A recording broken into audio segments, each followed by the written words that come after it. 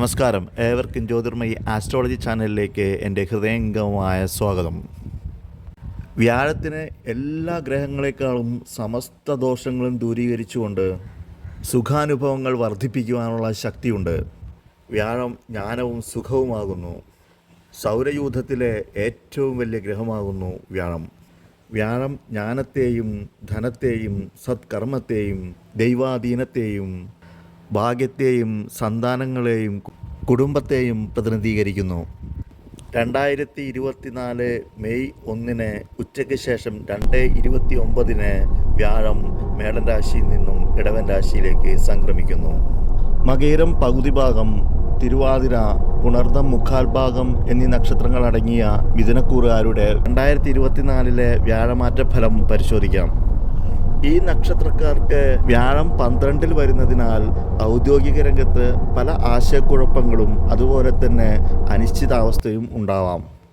അതുപോലെ സഹപ്രവർത്തകരിൽ നിന്നും മേലുദ്യോഗസ്ഥന്മാരിൽ നിന്നും ലഭിക്കുന്ന ഉപദേശങ്ങൾ സ്വീകരിക്കുക. അങ്ങനെയാണെങ്കിൽ തീർച്ചയായും നിങ്ങൾക്ക് സാമ്പത്തികമായിട്ടുള്ള വിജയം ഉണ്ടായിരിക്കും. ഈ വ്യാഴമാറ്റക്കാലത്തിൽ കുടുംബാംഗങ്ങളുമായി സമയം ചെലവഴിക്കുന്നതിൽ ഒരുപാട് സന്തോഷം കണ്ടെത്തുവാൻ സാധിക്കും. അതുപോലെ പ്രണയ സംബന്ധമായും വളരെ നല്ല സമയമാണ്. തീവ്രമായിട്ടുള്ള പ്രണയബന്ധങ്ങൾ ശരിക്കും ആസ്വദിക്കാൻ സാധിക്കും.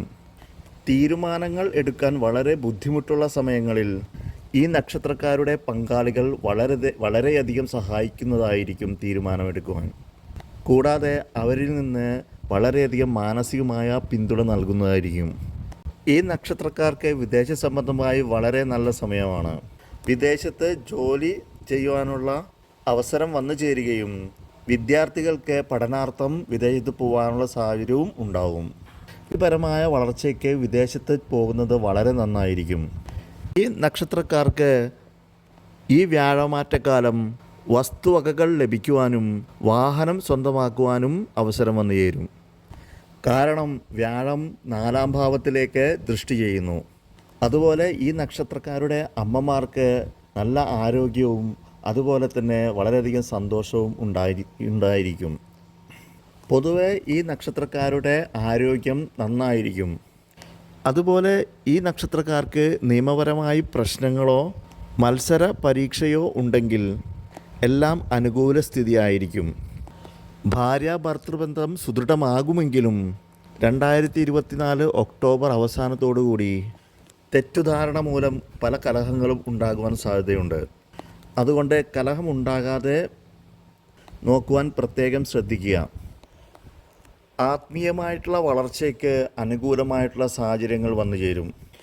4-ാം ഭാവത്തിലേക്കുള്ള വ്യാഴത്തിൻ്റെ ദൃഷ്ടി സന്തോഷപ്രദമായിട്ടുള്ള കാര്യങ്ങളിൽ പണം ചെലവഴിക്കുന്നതിൽ കാരണമായേക്കാം. എങ്കിലും അത് നിങ്ങളുടെ ജീവിതത്തിൽ വളരെയധികം സംതൃപ്തിയും സന്തോഷവും കൊണ്ടുവരുന്നതായിരിക്കും. ഈ നക്ഷത്രക്കാർക്ക് കുടുംബാന്തരീക്ഷം വളരെയധികം ശോഭനീയമായിരിക്കും. ഈ രാശിമാറ്റം വിദ്യാർത്ഥികൾക്ക് വളരെ അനുകൂലവും ഭാഗ്യവും അതുപോലെ പരീക്ഷയിൽ ഉന്നത വിജയവും ഉണ്ടാകുവാനും കാരണമായേക്കാം. അതുപോലെ ഗവേഷണ വിദ്യാർത്ഥികൾക്കും വളരെ നല്ല സമയമാണ്.